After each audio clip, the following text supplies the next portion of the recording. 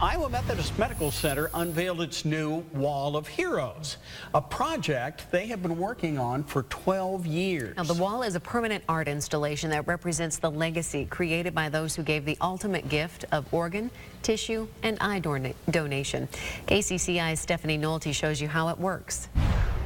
This is the Wall of Heroes, colorful puzzle pieces representing putting together all the pieces of life through organ donation, and an interactive memorial showing all of the heroes' stories who have donated organs here at Methodist over the past 5 years. 1, 2, 3. 66 people are honored here on the Wall of Heroes.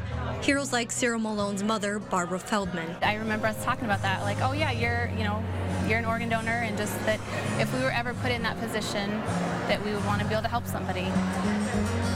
Feldman saved the lives of 6 people by donating her liver, kidneys, and corneas when she passed away in 2011. I know one of them was a grandma, so that's 6 years that she's had with her children and grandchildren that she didn't have before, potentially. Ted Cochran's own mother donated a kidney to him, extending his future. It did come in a shock, when I was 26 years old and was told I would need a transplant, but life throws you curveballs and you just got to do your best to deal with it. His experience inspired him to start the My Angel Foundation, encouraging people to register to become a donor and funding most of this wall.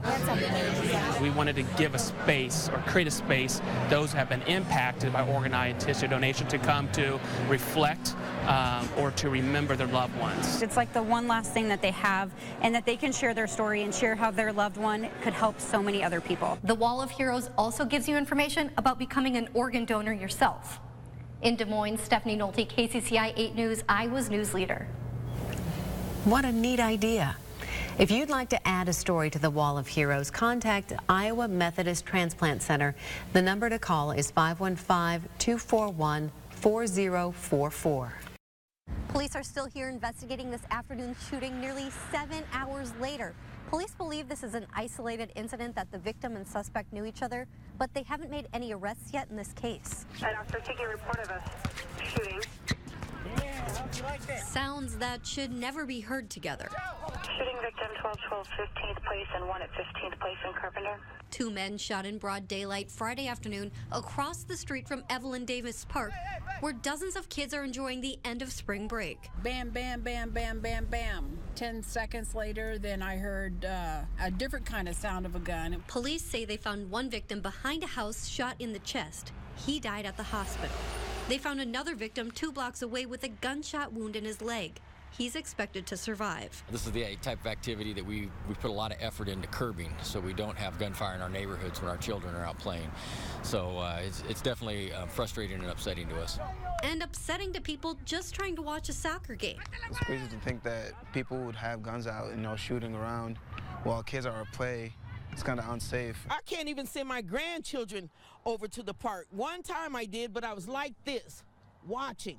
I just can't do it. I can't do it. I'm scared.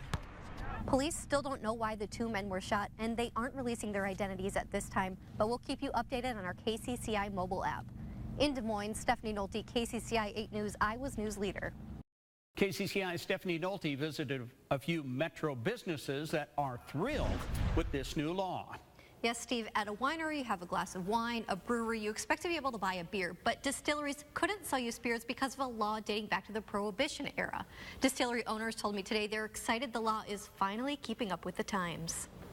People expect to be able to have a drink when they come into a distillery. Not so fast. But come July 1st, patrons can enjoy that cocktail. A wall that separates here. Kyle Doyle has already planned out how he'll add a tasting room to Iowa Distilling Company.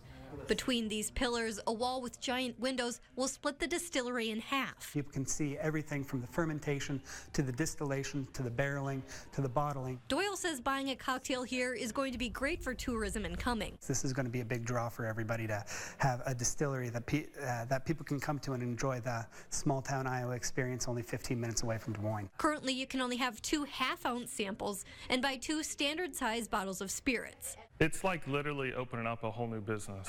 Joseph Dana runs his own distillery in Clive. He too is ready for a retail expansion. From this big pipe forward is going to be like the retail locations. Daner is looking forward to selling his own product to customers. In July, people can buy up to 12 bottles a day at Iowa Distilleries, making it easier to buy for a large event. Allows us distilleries to do what we do best, make good spirits, and offer those to patrons.